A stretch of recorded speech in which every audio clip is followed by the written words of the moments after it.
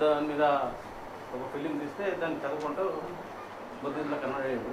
So మొత్తం ప్రచారం పనిచేస్తున్నాడు మొత్తం ప్రపంచమంతటికి. సో ఇప్పుడు ఆయన వచ్చిన ఉద్దేశం ఏదైతే ఉందో ఆయన తన చెప్తారు. సో సార్ బీ గురించి ఇది అనమాట, ఫిలిం యాక్టర్ బుద్ధిజం కోసం ప్రచారం చేస్తున్నాడు, మొత్తం ప్రపంచం అంతా తిరుగుతుంది.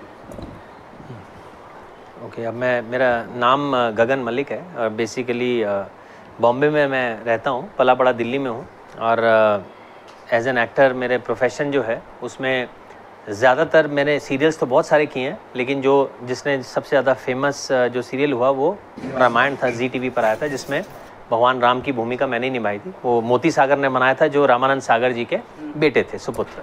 उसके बाद एक संकट मोचन हनुमान सीरियल सोनी पे 3 साल चला, 630 एपिसोड, उसमें भी भगवान राम की भूमिका मेरी रही है। राम की भी, कृष्ण की भी और विष्णु की भी 3 भूमिका उसमें भी रही हैं।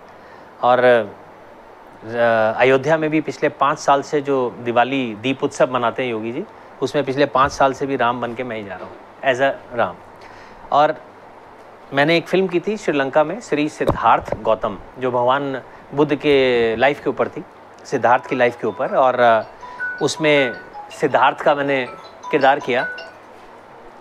वो फिल्म श्रीलंका की आज तक की सबसे बड़ी हिट फिल्म है, जिसने 70 साल के पुराने रिकॉर्ड तोड़े। ये फिल्म जो है 2013 में रिलीज़ हुई थी, आज 12 साल हो गए इस चीज़ को।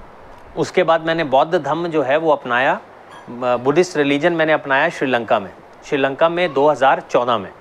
उस दिन के बाद से लेकर आज तक, आज 11 साल हो गए, मैंने मेरे जीवन का एक संकल्प है जिसमें मैं बुद्धिज़्म का काफ़ी प्रचार प्रसार करता हूँ। और मेरा एक मिशन है कि बाबा साहब का सपना पूरा करना, बौद्धमय भारत का, एक ये इस चीज़ को लेकर दिमाग में आगे बढ़े हैं। और इस प्रचार प्रसार में इतने सालों में काफ़ी सारा बुद्धिज़्म को लेकर काम किया, खासकर महाराष्ट्र में किया है, क्योंकि मैं बॉम्बे में रहता हूँ। एक संकल्प 84,000 मूर्तियाँ बांटने का भी है, जिसमें से 25-30 हज़ार मूर्तियाँ बांट चुके हैं पूरे भारत में। और आगे आने वाले टाइम पीछे हमने बहुत सारी धम्म यात्राएं निकाली हैं, विपස්සना शिविर किए हैं, बहुत सारे लोगों को थाईलैंड लेकर जाके ट्रेनिंग दी है, भिक्षु की ट्रेनिंग दी है, उपासकों को लेकर गए हैं। ऐसे बहुत सारे कार्य जो हैं बुद्धिज़्म के, पीस कॉन्फ्रेंस कह लें, दूसरी कॉन्फ्रेंस कह लें, बहुत सारी Buddhist conference, piece conference, international, national, सारी कॉन्फ्रेंसेस भी की गई हैं।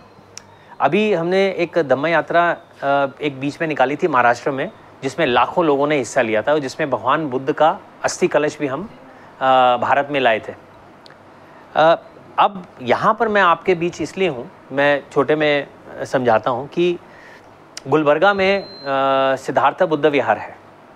वहाँ पर वर्षावास के लिए थाईलैंड से बहुत सारे भिक्षु आए हुए हैं, पूरा वर्षावास वो वहीं गुजारेंगे। वहाँ बहुत सारी चीज़ें वो कर रहे हैं, पाली इंस्टीट्यूट में थोड़ी पाली की ट्रेनिंग दे रहे हैं, लोग वहाँ पर आ रहे हैं, थोड़ा बुद्धिज़्म की टीचिंग लोगों को दे रहे हैं। तो आने वाले समय में नवंबर में या दिसंबर के शुरू में, वो अभी एक फाइनल डेट आपको बहुत जल्दी मैं बता दूंगा, एक धम्म यात्रा निकालने हम जा रहे हैं इस एरिया में। वो धम्म यात्रा निकलेगी गुलबर्गा सिद्धार्थ बुद्ध विहार से, और वो अंतिम एंड जाएगा उसका बुद्धवनम तेलंगाना में। बुद्धवनम में उसको एंड करेंगे, फिर वहाँ पर हम कोशिश करेंगे 2 दिन की त्रिपिटक चैंटिंग होगी। उस चैंटिंग के बाद 2 या 3 दिन की हम इंटरनेशनल पीस कॉन्फ्रेंस करेंगे, जिसमें बौद्ध राष्ट्रों के बहुत सारे प्रतिनिधि, बड़े बड़े भिक्षु, बड़ी बड़ी ऑर्गेनाइजेशंस के हेड जो है अलग अलग देशों से वहाँ पर उसको वो बुलाए जाएंगे। बुद्धवनम हमने देखा वो बहुत ही खूबसूरत जगह है, सिद्धार्थ बुद्ध विहार गुलबर्गा में बहुत अच्छा है, तो हमें ये लगा कि वहाँ से एक धम्म यात्रा निकालनी चाहिए भिक्षुओं की। तो वो हमारा तय हो गया। थाईलैंड से करीब 100 भिक्षु आएंगे, भगवान बुद्ध का अस्थि कलश भी आएगा, जो गुलबर्गा से पूरा एक रूट मैप बनाते हुए पैदल चलेंगे, 1 महीने की पूरी यात्रा करेंगे, और पैदल वहाँ पहुँचने के बाद त्रिपिटक चैंटिंग और इंटरनेशनल कॉन्फ्रेंस की जाएगी। शुरुआत में गुलबर्गा बुद्ध विहार में कठिन सेरेमनी भी की जाएगी, जो वर्षावास के बाद की जाती है, चिवर दिया जाता है। तो ये हमारा इस कार्य के लिए अब हम यहाँ पर हैं और पूरा रूट मैप देख रहे हैं आने वाले समय में कि वो कैसे किया जा सकता है। इस दौरान के बीच में जब ये शुरू होगी, उससे पहले हम आने वाले समय में पूरी कोशिश कर रहे हैं कि भारत की भी एक सुप्रीम काउंसिल यानी कि महासंघ बनाई जाए, जिसमें हम सभी स्टेट्स के भिक्षुओं को, जो सीनियर भिक्षु हैं, जो वरिष्ठ भिक्खु हैं उनको उस सुप्रीम काउंसिल में शामिल किया जाए, ताकि बुद्धिज़्म का कोई भी कार्य इस देश में है वो आसानी से यूनाइटेड तरीके से हो सके, कि अलग अलग सब जो बटे हुए हैं उनको संगठित करने का एक अच्छा तरीका है। क्योंकि जितने भी बौद्ध राष्ट्र हैं उसमें इसी तरीके से काम किया जाता है। एक संघ राजा भी रहते हैं जो सबसे सुप्रीम मंक होते हैं, उसका चयन भी सुप्रीम काउंसिल से हम करवाएंगे। तो ये हमारा आज की तारीख में प्रोजेक्ट है जिसके लिए मैंने आपको बताया है, जिसके लिए मैं चाहता हूँ कि आपके माध्यम से जो भी बुद्धिस्ट लोग हैं या बुद्धिस्ट नहीं भी हैं, जो भी भिक्षु की सेवा करना चाहेंगे, उस दौरान में जब वो यात्रा निकलेगी तो हमारा साथ देने के लिए अपना कर्तव्य समझते हुए वो लोग हमारे इस बीच में आने चाहिए। क्योंकि कठिन यात्रा होगी, नंगे पाँव वो चलते हैं। बहुत सारे थाईलैंड के उपासक भी उनके साथ होंगे। मतलब बहुत सारे कठिनाइयाँ आती हैं, लेकिन उसका सामना पड़ने का, चाहे वो मेडिकल कठिनाई आती है, कई बारी खाने पीने की कठिनाई आती है, कई बारी रोड मैप, कई बार चलने की, ऐसे बहुत सारी ऐसी कठिनाइयाँ आती हैं जो हमें फेस करनी है। लेकिन जब हम एक साथ होकर एक दूसरे का साथ देकर करेंगे तो ये हमारी कामयाब होगी। और इस एरिया में पहले ऐसा कभी नहीं हुआ, ये पहली बार होने जा रहा है कि भगवान बुद्ध का अस्थि कलश और 100 भिक्षु थाईलैंड से आकर चलेंगे। और भी देश के अगर कोई जुड़ना चाहेंगे, भारत के भी बीच में जुड़ना चाहेंगे और कोई आएगा तो वो भी मोस्ट वेलकम है। लेकिन भिक्षु संघ थाईलैंड की ये फाइनल है 100 भिक्षुओं का। आज इसी के लिए हम जुड़े हैं। किसी का कोई प्रश्न रहेगा तो आप में से प्रश्न पूछ सकते हैं। तो अभी जो सीरियल है सेकंड एपिसोड भी चालू होगा? कौन से सीरियल का? रामायण का?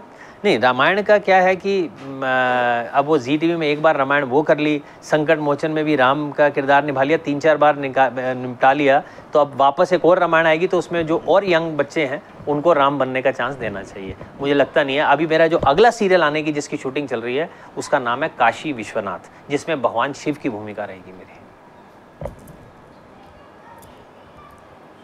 मेरा जो कार्य है ये एक्टिंग वाला ये है, बट मैं जो अपनी असल ज़िंदगी में कार्य करता हूँ वो मैं बुद्धिज़्म से रिलेटेड सारा मैं कार्य करता हूँ।